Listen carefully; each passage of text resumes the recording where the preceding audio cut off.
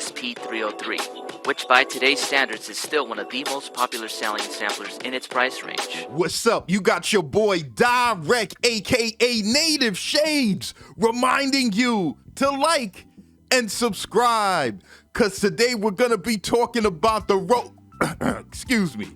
the Boss SP-303. What had happened was, so the year is 2001.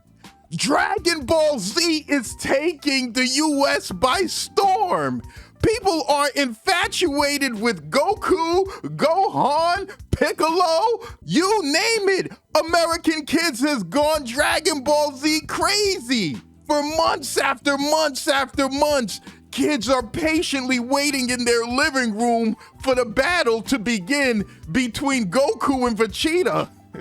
For some reason, they just keep talking and threatening each other for months and months and months. But yes, folks, the year is 2001, and the company Boss has a trick up their sleeve.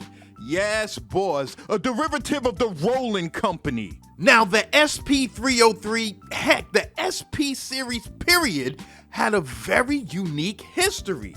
These were, well, a lot of them were actually battery-powered, phrase sampler effects groove boxes produced actually for the DJs and the bedroom producer. So the story goes back all the way to the early 70s. 1972 was rock and roll heaven. You had acts like Jimi Hendrix, The Doors, Led Zeppelin, Eric Clapton, and these artists were redefining the electric guitar, using it in ways that it was never used before. They were redefining the guitar to a point.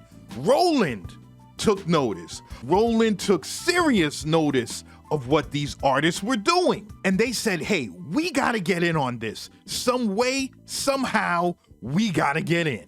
So in 1973, Roland established the Music Engineering Group, codenamed MEG. And this company's main focus was to create pedal effects and other products for the guitar market. There was only one thing that was kind of off about this company, and that was the name, MEG. Yeah, Roland realized that it wouldn't appeal to US guitarists, so they decided to change the name to something more familiar. Boss. Yeah, man, Boss. It's kind of like how Kanye West recently changed his name. From now on, Kanye wants us to refer to him as Ye. I guess when you reach a certain plateau, you change your name. P. Diddy wants us to call him Love. At one point, Snoop Dogg wanted everyone to call him Snoop Lion. I mean, even a company like Facebook changed their name to Meta. Could you believe it? Facebook changed its name to Meta. They named themselves after Meta World Peace. Well, fast forward to 1979, and Boss released the DR55, one of the first drum machines to offer 16-step pattern programming. 2 decades later, Boss released the SP-202, a 4-voice 16-bit stereo sampler that offered you a BPM calculator and even a 3-digit LED display. But in 2001, Boss stepped their game up even more and released one of the most creative samplers of all time. And that, my friends, was the Boss Dr. Sample SP-303. You're getting CD quality sound with 8-note polyphony and 26 onboard effects and a real-time pattern sequencer.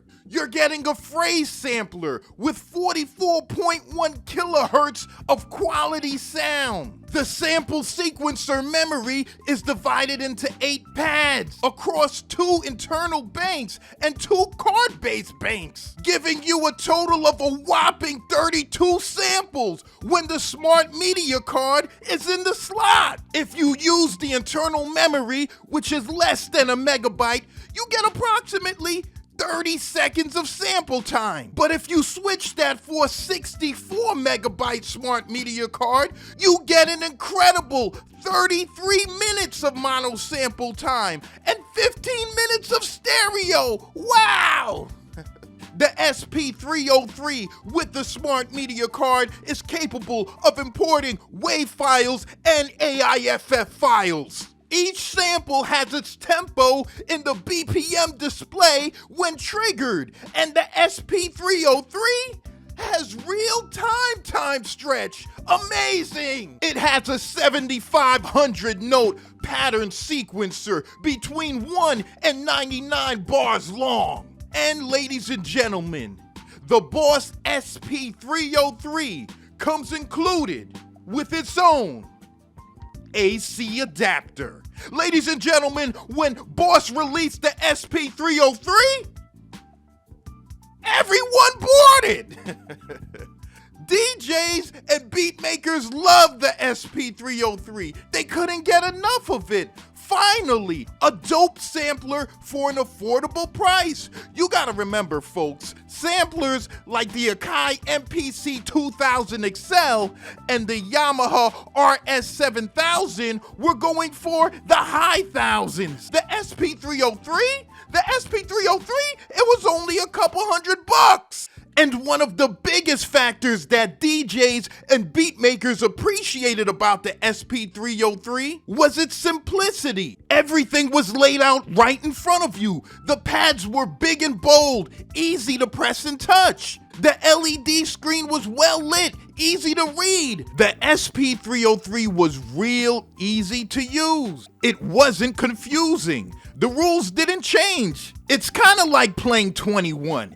It can get confusing. If you're in places like New York City, they call it Utah. What? And they counted baskets by 5. And in Utah, if somebody takes a shot and misses and you get the rebound, in order for you to score, you gotta dribble the ball all the way back to the foul line and then come in and try to score. But in other states, if you get the rebound, you can just go straight back up.